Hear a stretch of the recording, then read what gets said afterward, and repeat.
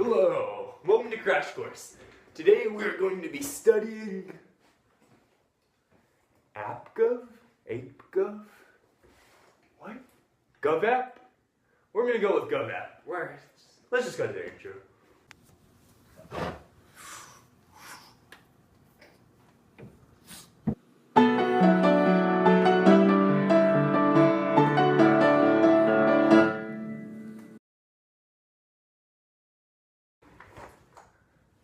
Being in the thick of college application season, the effect of affirmative action on our lives is now more prominent than ever. The Regents of University of California versus Bakke case helped define the extent to which affirmative action can be applied and is still affecting millions of students to this day.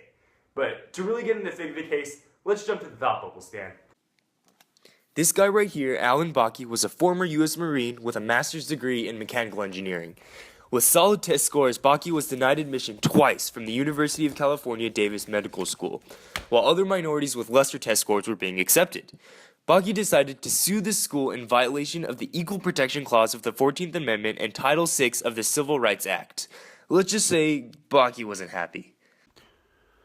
What's up, guys? It's your boy Alan Bakke coming at you with another college decision video. Today we are applying to UC Davis, the medical school there. Even though I'm in my early 30s, I still think I got a good chance to get in. I got a 3.46 GPA. I got a 72 on the MCAT, and I mean, how can they not let me in? So here we go. I hope you guys like the video. So we just got this in the mail today. UC Davis letter. Let's see how it goes.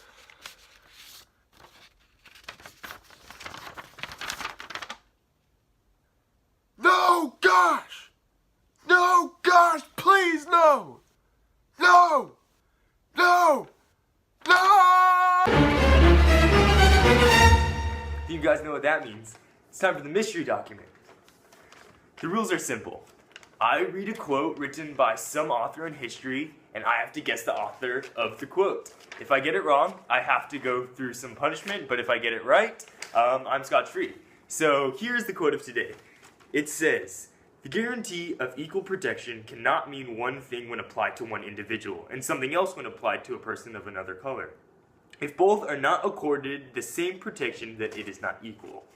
Luckily, today I know who this is. That is Lewis Powell, conservative judge who was vital in deciding a tiebreaker in the Bakke versus University of California Davis case.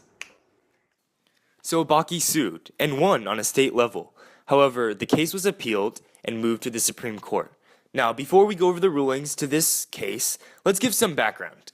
So, the University of California Davis had 16 out of 100 reserved spots for minority students. And these applicants accepted in this minority quota program had a much lower GPA than any normal applicants, with a 2.88 GPA average for the minority students and a 3.49 average for students applying without this minority program. Many people interpreted this as reverse discrimination. The Supreme Court, however, during this case was incredibly split. Half the court stated that race should never be a part in the admissions process, while the other half stated that conditionally race was a constitutional factor and could be used in an admissions process. However, Powell, the judge, was the deciding vote. Hey guys, Justice Powell here of the Supreme Court, about to give the majority opinion on Bakke v. University of California. Feeling pretty confident. I know exactly what I'm going to do, but in a much more real sense, I have no idea what I'm about to do. Wish me luck. By the Equal Protection Clause of the 14th Amendment, I hereby declare Bakke the winner.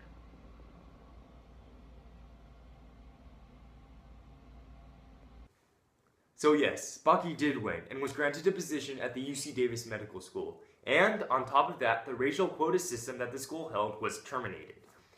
Yet, here's where it gets a little confusing. So, while Bakke did win the case, according to the Equal Protection Clause, which Bakke used to sue the school system in the first place, it states that no state shall deny any person within its jurisdiction the equal protection of laws. So, with that being said, Powell didn't interpret affirmative action as being a way to deny equal protection, but instead level a playing field. And so affirmative action itself was not banned. However, it stated that affirmative action can only be used as one factor in the admissions process, not a racial quota system where minorities are guaranteed acceptances. Bakke did receive a position at the UC Davis Medical School. Yet to understand this impact, I think we need to go over a little history. In the 1950s and 60s, America finally shed the Jim Crow laws which segregated society. In 1965, LBJ proposed affirmative action to help African Americans overcome inequality, making jobs and education easier to secure. Yet 13 years later, affirmative action was still held in high regard, and the Bakke versus UC case was the first to break this trend, creating a new wave of decisions of limiting affirmative action plans. More modern cases, however, like Grutter v. Bollinger and the most recent Harvard lawsuit, are still defining the limits of affirmative action, with the Bakke versus UC case serving as its defining base.